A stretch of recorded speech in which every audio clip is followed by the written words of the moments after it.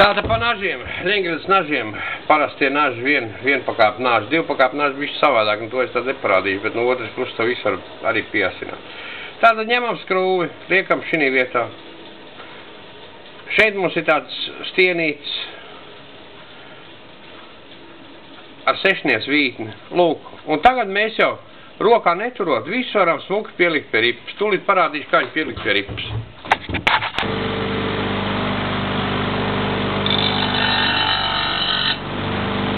Desējam.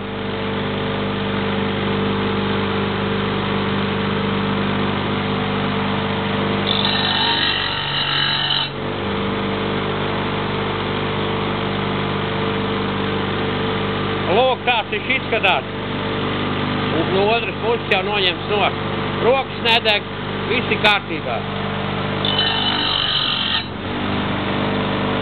Nu, ideāli taisa.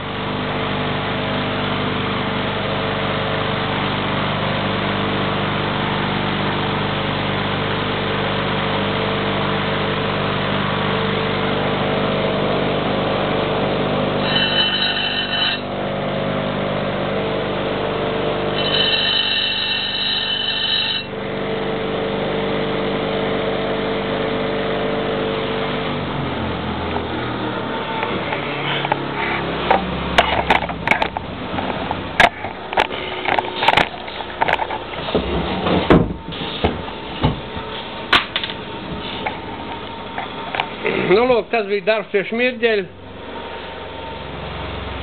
Jo vecie vīri, kas šitien tos krievu nažiem cīnījās, tie vispār neko nedara. Vīli, ops, hops, divreiz viņš uzvilka, viss kārtība.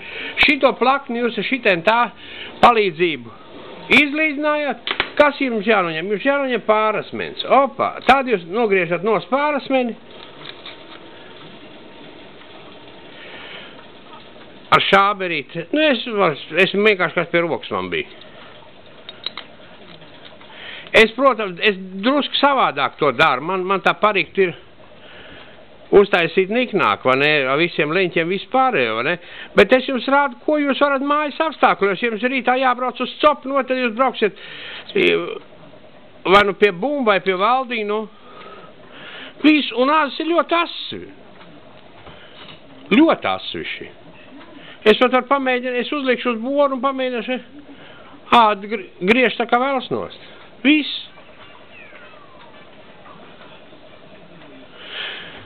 Šitas mājas apstākļos saucās uz fikso. Es jums parādīju vienu pusi, otru pusi jūs pieraujāt klāt. Viss nošābarēt, nogrieziet nost. Pārasmeni. Un viss, nav Amerika nekāda, Krievu boriem. Amori ir savādāk. Nu, tur es pagaidā jums neko nerādīšu, jo tas būs grūtāk. Labi.